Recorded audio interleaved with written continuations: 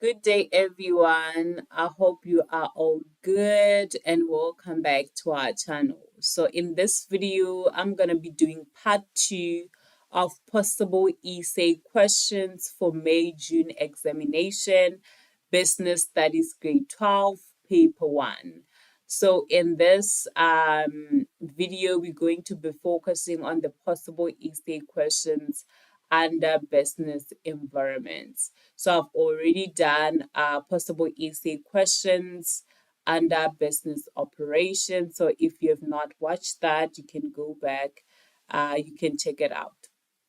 So if you have not yet subscribed to this channel, please subscribe, like, and also click on that notification button so that you can be notified every time when we upload a new video. Let's get to it.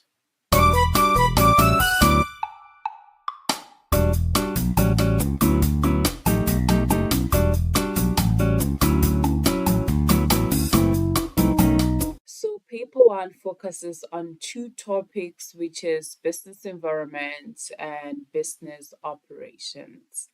So, in the last video, I did some essay or some possible essay questions that you can expect under business operations.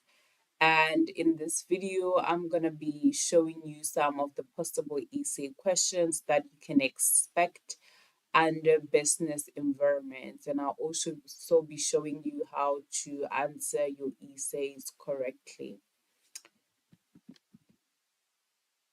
So under business environments, you can be asked a question under legislation, which is the act. So if you're going to be focusing on writing an essay under business environment, then you need to study the acts. You need to study the acts and know them. For example, in this question, they are asking questions based on the National Credit Act. So they might bring a question where they are asking you questions based on the Employment Equity Act, or they can ask you about any act, which means that if you're going to be answering on business environments, you need to know the acts. They can also, for example, ask you a question based on Broad-Based Black Economic Empowerment Act. So basically, when you're preparing for business environment, you need to study the acts and know them. So they can also ask a question based on business strategies. So we're going to be looking at this question, and we're going to be answering this question as I'll be showing you how to answer your essays correctly. So we're going to use this question to be answering an essay. So also when you're studying for your business strategies, you need now to know the business strategies as a whole, because they can ask you anything that is related to business strategies. So the good thing about business studies is that they provide you with the subtopics that you need to discuss in your essay, which means you only have to come up with your points for introduction. After writing your 2 points for introduction, then you start discussing the subtopics that they've provided for you. And the first one, which will be steps in developing a strategy, followed by the second one, until the last subtopic that they have given unto you.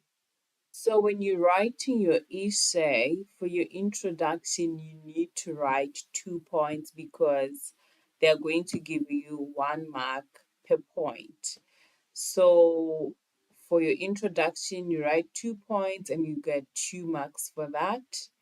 And you move on to discuss the points that are provided to you in the essay question. And in this case, we are going to be discussing this topics that they've given us. And then from discussing the topics that they've given to you or subtopics that they've given to you then write your conclusion. And for your conclusion, you write 1 point and you get 2 marks for that 1 point. So for your discussion, you get 28 marks. For your introduction, you get 2 marks. For your conclusion, you get 2 marks, and you'll be having 32 marks. The remaining 8 marks comes from inside, and then you will have your total of 40 marks, which will give you 100% on your essay. So I will show you where the 8 marks comes from. So, introduction. Here we're going to be looking at answering the business strategies essay. So, for your introduction, you need to first know what business strategy is, or you need to know what a strategy is before you can even answer this essay question. So, a strategy is basically a plan or a method put in place to achieve a goal or results.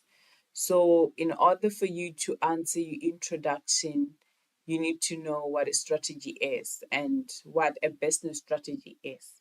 So, a business strategy is an outline of the actions and decisions a company plans to take to reach its goals and objectives. So, by knowing this, already you have your introduction. By knowing what a business strategy is, you have an introduction because you can write your first point by introducing what a business strategy is. And your second point, you can just discuss anything that has to do with business strategy. So, here for our first point, we will say that businesses should always develop strategies as they operate in a dynamic environment that poses many challenges.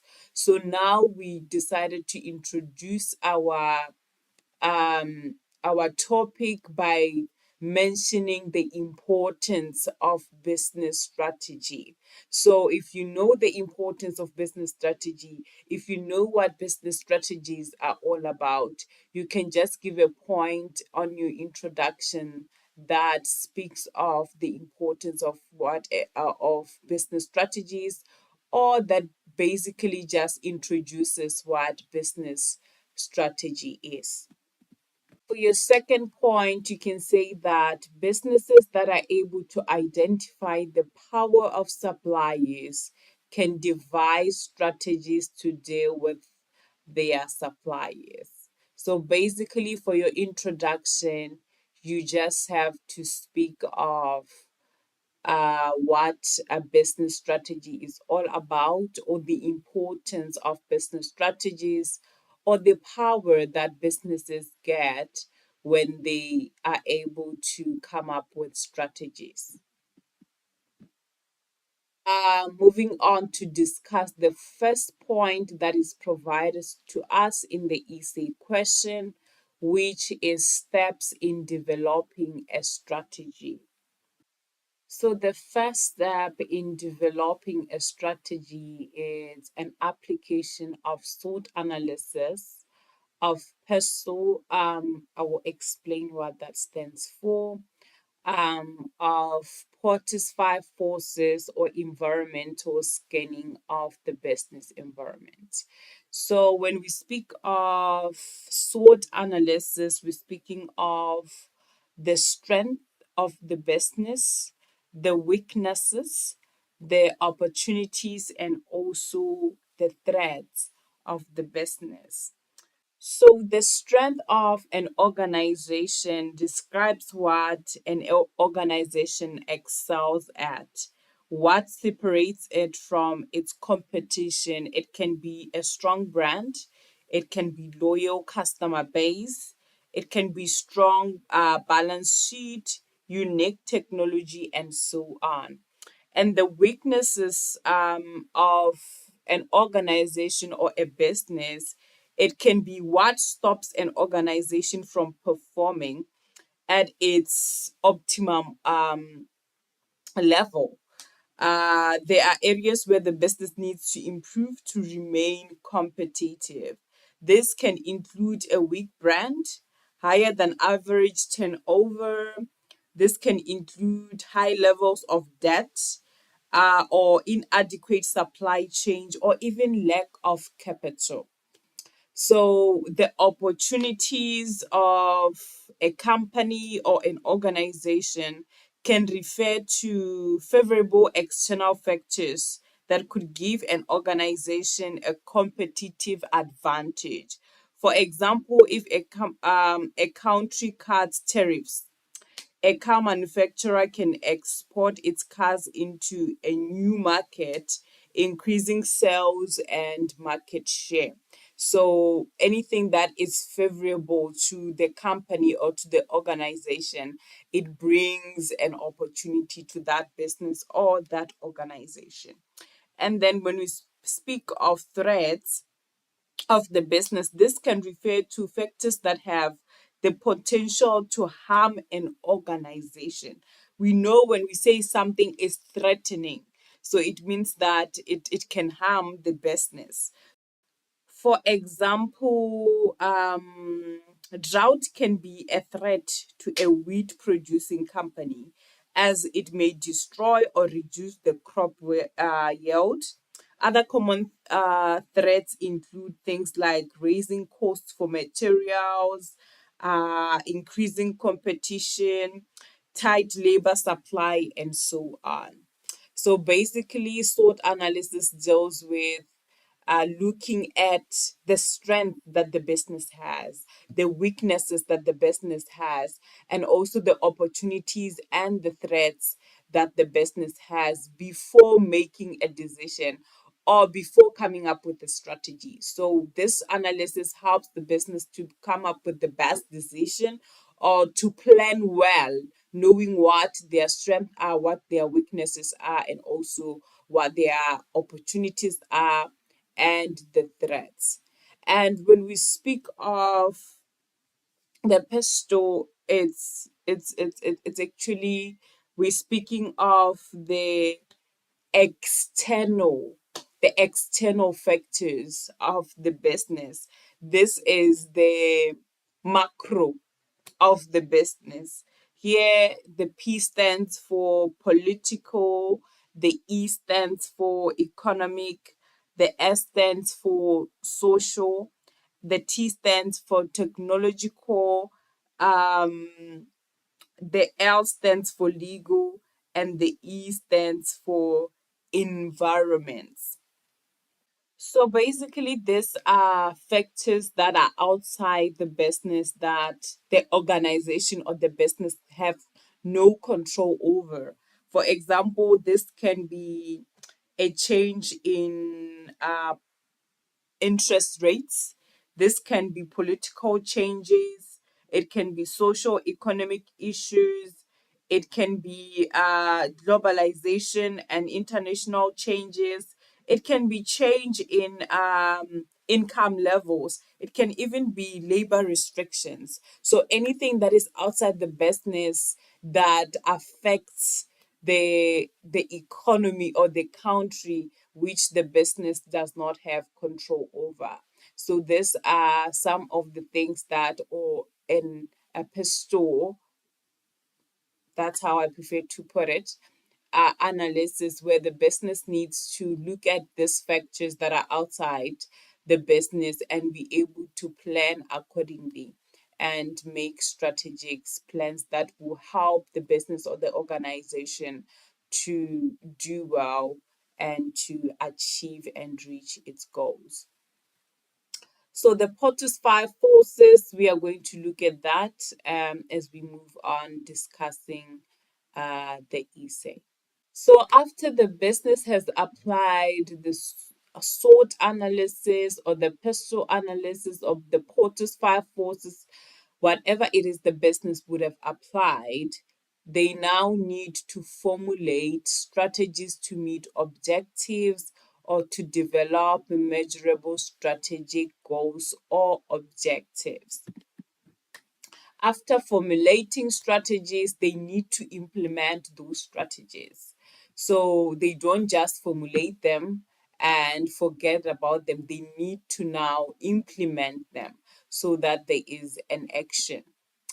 After implementing the strategies using action plans, they now need to evaluate those strategies that they've implemented so that they can compare the expected performance with the actual performance or measure the business performance in order to determine the reasons for deviation and analyze these reasons. Moving on to the second subtopic that has been provided to us, which is the types of integration strategy. So, for us, or for you to be able to answer this question, you also need to understand what integration is or integration strategy is. So, this is basically a framework for making decisions about integration and for selecting the right capacities to address the organization's needs. So, in layman's term or in simple terms, um, an integration is basically the action or the process of successfully joining or mixing with different group of people. So this strategy is about mixing. It's about joining or mixing. So for you to remember what integration strategy is all about, just know that it combines, it joins. So we have what is called the forward integration or the forward vertical integration. So here, a business combines with or takes over its distributors. So if a business decides to take over its distributors, it means that it is going to now be distributing its own products. It does not partner with anyone anymore to deliver their products or whatever it is that they are manufacturing. They are delivering it themselves, which means now they are making more profit. It involves expansion of business activities to gain control over the direct distribution of the product. So remember, if a business is using another distributor to distribute its product, it means that they need to adhere to certain rules and regulations of that distribution company. But when they take over, they can do things their own way. And we also have the backward integration or the backward vertical integration. Here, the business combines with or takes over its suppliers. So, remember, when a business depends on its suppliers, if the suppliers say we do not have stock anymore or we cannot supply more than this much for you, it means that the business will not be able to meet the needs of their customers because they rely on the supplier to supply them. So if the supplier say I don't have enough or I cannot supply you on time, then they cannot do anything about it, especially if they have limited suppliers. So when a business takes over its suppliers, it means now the business does not depend on its suppliers anymore. So this aims at decreasing the business dependency on the supplier. Backward integration also enables businesses to cut costs and to have influence over the prices, quality, and quantity of raw materials. We also have horizontal integration. In horizontal integration, a business takes control of or incorporates other businesses in the same industry which produce or sell the same goods and services. So basically, it might be two businesses that want to become bigger, so they combine or they join or merge and become one thing. And the aim is to reduce the threat of competition or substitute products or services. Because when those two businesses join together, it means they are no longer competing against each other, but they are working towards one goal. And it also increases the market share or sales and profits. And for that, you get your 6 marks. Moving on to the next subheading that is provided to us in the essay question, which is application of the Porter's five forces model to analyze the market environment. So basically, the Porter's five forces analysis is a framework that helps in analyzing the level of competition within a certain industry. It is useful when starting a new business or when entering a new industry sector. So, according to this framework, competitiveness does not only come from competitors. Rather, the state of competition in an industry depends on five basic forces. And those five basic forces it is threat of new entrants, it's bargaining power of suppliers, it's bargaining power of buyers, it's threat of substitute products or services, and industry or existing industry rivalry. So when we speak of the threat of new entrants, we speaking of barriers to entry. Like what are the barriers when wanting or admiring or desiring to enter into that sector? This can be government policies or the things that the entrepreneur or the organization needs to consider or go through in order for them to get access to that market or to get access to that industry. So those are threats of a new entrant. And also, when we speak of the bargaining power of buyers, we are looking at the number of customers, the size of each customer order. We are looking at different competitors. We are looking at price sensitivity, the buyer's ability to substitute. So, if the products that you are going to sell, the buyers can easily get them anyway, then that can be a problem because it means that you have a lot of competition already. Without even entering, you already know that your business might not do well because why should they come to you if they can already get the product or the services that you want to provide if they can get them somewhere else? And also, if the people that you are targeting or the customers you are targeting. So if the target market is few people already, that is a problem. And if the business is in an environment where there is high rate of unemployment, there is high rate of poverty, but they are selling products that are expensive, that can also be a problem because pricing might not be good for the people that they are targeting. The people they went to with high prices cannot afford such things, therefore, the support will not be good. And also, the threat of substitute products. So if the customers can easily just get whatever you're selling from any other company or any other organization or the competitors, then that is already a problem for you because there must be uniqueness in what you're bringing.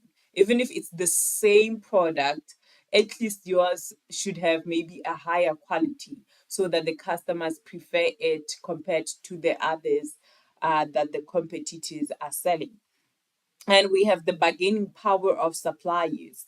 So when we speak of the bargaining power of suppliers, we can look at the number and the size of suppliers, the uniqueness of each supplier's product. So when you or a company is working with suppliers, if that company only depends on one supplier, the supplier can decide to just increase prices and do anything knowing that the company depends on them and they do not have any other option.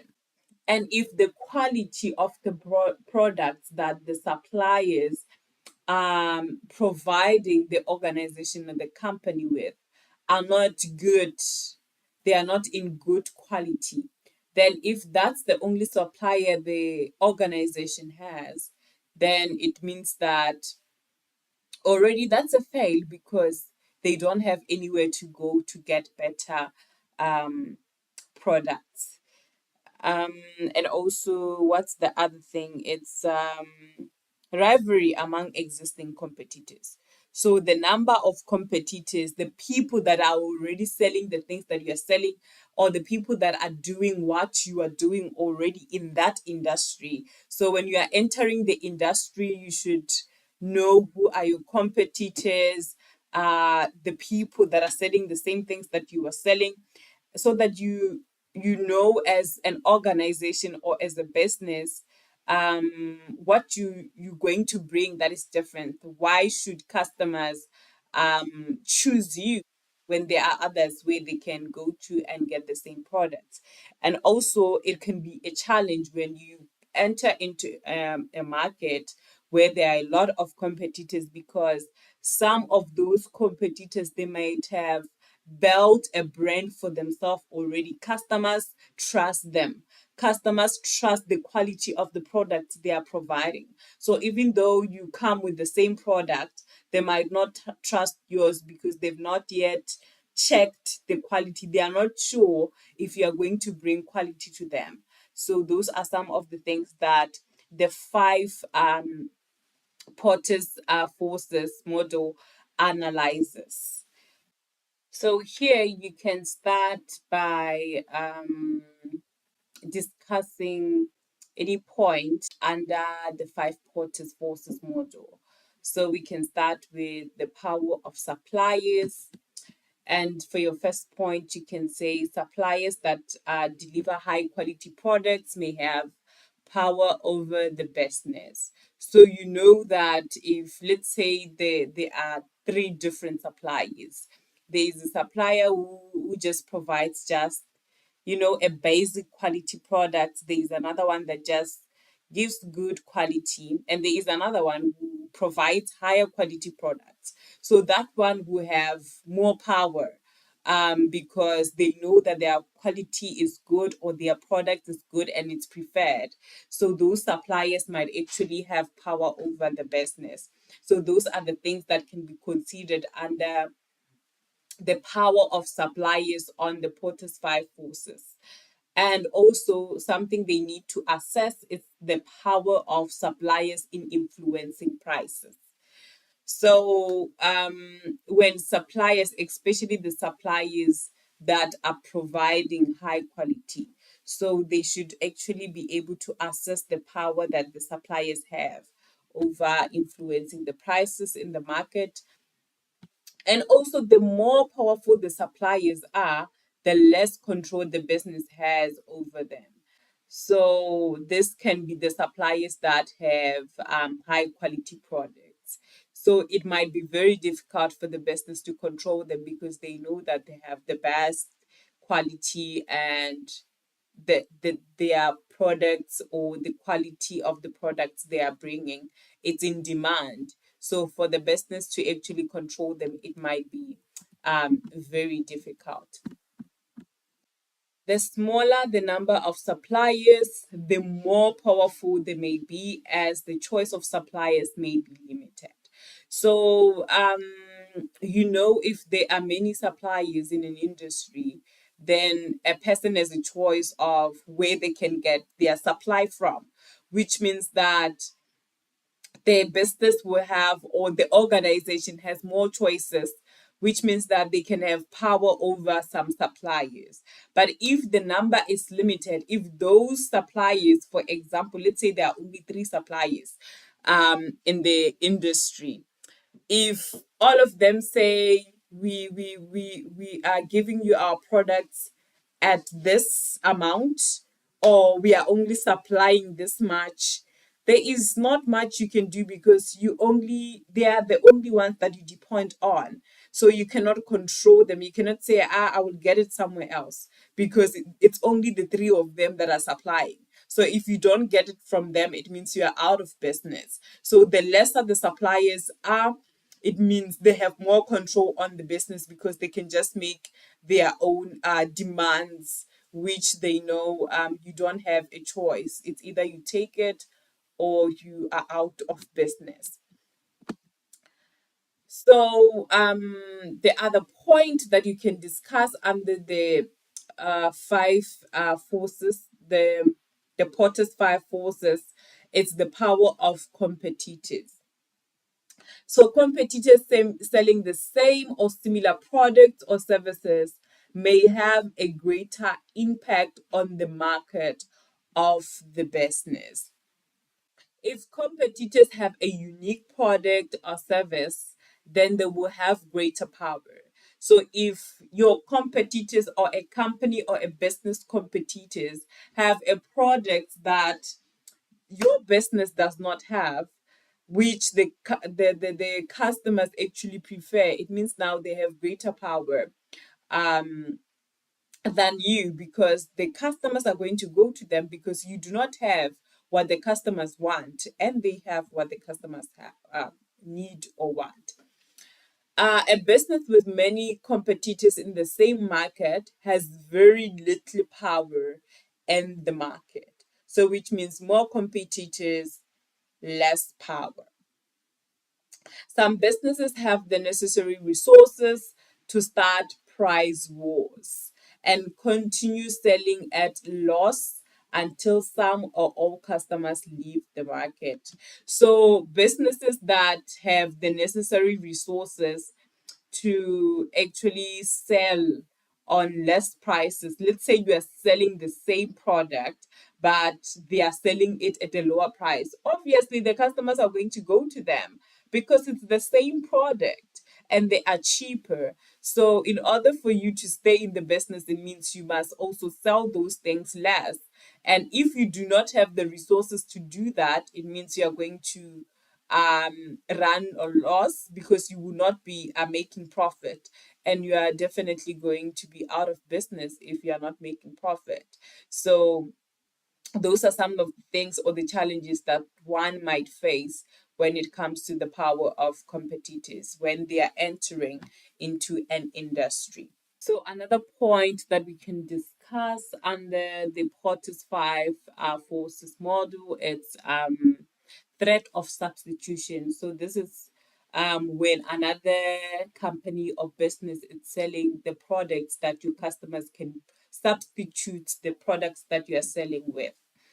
So the business needs to establish whether the sellers of substitute products have improved their product or sell lower quality products at lower prices. Because if the substitute business or company it's selling their products which is of a lower quality, they are not good quality products, then as a company or an organization, you can still maintain or sustain your customers by producing the best, by producing quality. So the customers will come to you for quality. And if the business product can be easily substituted, it weakens the power of the business in the market. So the products that the business or the organization is selling shouldn't be something that can be easily substituted. A person shouldn't say, "Oh, if this one it's expensive, so I can always go for the other one in the other market." So it should be a difficult thing where the customers say, "Mm-mm, this one is of high quality and this one has this kind of benefits. So I cannot choose the other one and leave this one, regardless of the fact that maybe it's a little bit expensive. If the business sells unique products, it will not be threatened by substitute products. So if the products that the company or the business or the organization is selling, it can only be found in that company. So the customers know that we cannot find it anywhere. If we don't get it from this company, then there is no way we're going to get it. It means that product, it's not easily substituted. Then that will mean that the products that the company is selling or the organization is selling cannot be threatened by substitutes product. um the business needs to assess if customers are using substitute products or services and determine the reasons for using those substitutes. So in order for the business to know how to deal with competition or the competitors, or how to sustain their customers, they need to study if their customers actually um, the substitute products that they can get from other organizations or other businesses. Now we're going to look at the steps when evaluating strategies, or we can say the steps when assessing strategies. So the first step is to examine the underlying basis of a business strategy. So this is more like examining the foundation of a business strategy. And the second step is to look forward and backward into the implementation process. The third step is to compare the expected performance with the actual performance. Comparing the expected performance with the actual performance, they need to measure the business performance in order to determine the reasons for deviation and analyze these reasons. They then need to take corrective action so that deviations may be corrected. They need to set specific dates for control and follow up. And they also need to draw up a table of advantages and disadvantages of a strategy. They also need to decide on the desired outcomes, and for that you get 10 marks. So basically on steps that needs to be taken when evaluating strategies. So the reason for evaluating strategies is to see if that strategy it's going to work, if it's the best strategy. So for discussing the steps, it means you can discuss 5 of them and then you get 10 marks for that. And then you move on to write your conclusion. So for your conclusion, you just need to write 1 point. It can be anything that you've learned or you've discussed, or just a summary of what a strategy is all about, or just a summary of